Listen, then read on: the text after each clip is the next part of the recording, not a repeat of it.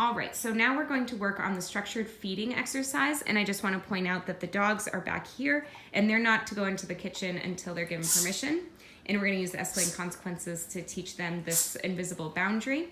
So what I want the guardians to do is go over and grab something crunchy to eat. We want to make sure that we're eating in the order of the rank. So the guardians are both going to eat something and just have a couple of bites. Always make sure that this is something crunchy. Notice how that he's saying, both dogs are saying respectfully behind the boundary, and the boundary is a carpet to the tile floor. Now, because we have both people here, we can use them as a good team. So the husband's going to be in charge of making sure the dogs don't cross the boundary until they've been given permission. And then the wife is going to be able to put the food down for the dogs. And you're just going to put down the bowl for Roman first, and then he will be given permission to go and eat first. So he's going to be eating first because he's older and is overall better behaved. Now he's going to have a word that's just for him. Food. And so food will be his cue and eat will be for Nala.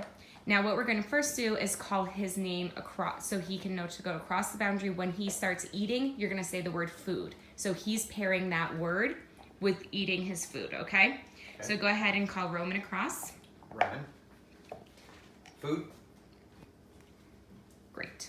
Food, and then good boy. Notice that Nala's going to be staying behind the boundary and waiting for him to finish eating. Now, the rules for the structured eating is that he has 3 minutes to eat, and that's his maximum to eat. If he were to start eating and then walk away from his food, we'll simply just pick up his food, put the food back into the container, and then put the empty bowl back on the ground. So that is what we'll do for Roman or Nala. Now she has to stay out here until he finishes eating, and then when he's done, he has to leave the kitchen, and she'll come into the kitchen and have a chance to eat her food. And again, a 3-minute rule, where then if she stops eating prior to the 3 minutes is up with food left in the bowl, then you pick it up, put it back in the bag, and then put the empty bowl back on the ground. So this is how we're going to teach the structured eating and help the dogs listen to their guardians and be well behaved.